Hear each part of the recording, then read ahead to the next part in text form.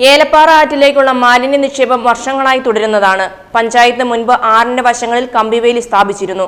എന്നാൽ ഇതെല്ലാം മറികടന്നാണ് മാലിന്യം വ്യാപകമായി നിക്ഷേപിക്കുന്നത്. നിലവിൽ ഈ ആറ്റിലെ വെള്ളം ഒഴുകി ചെല്ലുന്നത് ചിന്നാറാറ്റിലേക്കും തുടർന്ന് പെരിയാറ്റിലേക്കുമാണ്. ഇവിടെയെല്ലാം ആറിനെ ആശ്രയിച്ചുള്ള കുടിവെള്ള പദ്ധതികളും ഉണ്ട്. ഈ ഏലപ്പാറയിലെ ആറിന്റെ അവസ്ഥയാണ് ഇപ്പം പറയുന്നത്. കാരണം മോള് മുതല് ഈ താഴെ ഈ കരിയപ്പാൻ്റെ കടയുടെ ഭാഗം വരെയും മാലിന്യങ്ങൾ കൊണ്ട് കംപ്ലീറ്റ് ഭയങ്കര നാറ്റവും ഭയങ്കര ബുദ്ധിമുട്ടുമായിട്ട് കിടക്കുകയാണ്. കൊതുകും അതുപോലെ തന്നെ ഈ മാലിന്യങ്ങൾ രണ്ട് സൈഡിലും താമസിക്കുന്നവരും ഈ കടകളിലെ മാലിന്യങ്ങളും എല്ലാം കൊണ്ട് വലിച്ചെറിഞ്ഞ് തോട് കംപ്ലീറ്റ് മോശമായ അവസ്ഥയിലാണ് കിടക്കുന്നത്. അധികാരികൾ എത്രയും വേഗം ശ്രദ്ധിച്ച് അത് നല്ല രീതിയിലാക്കുകയും അതിനെ കമ്പിവേലി ഇടുകയും എന്തെങ്കിലുമൊക്കെ ചെയ്ത് അത് വൃത്തിയാക്കിയിടണമെന്ന്. ആ വെള്ളമാണ് പലരും കുടിക്കുന്നത്. താഴോട്ടുള്ള ആൾക്കാരെല്ലാം ആ വെള്ളമാണ് കുടിക്കുന്നത്.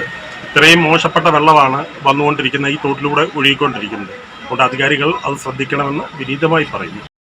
കൂടാതെ ആറ് കടന്നു പോകുന്ന ഭാഗങ്ങളിൽ തീരത്ത് താമസിക്കുന്നവർ അലക്കുന്നതിനും കുളിക്കുന്നതിനും ജലം ഉപയോഗിക്കുന്നതുമാണ്. ഇവർക്കെല്ലാം രോഗഭീഷണിയാണ് മാലിന്യ നിക്ഷേപം.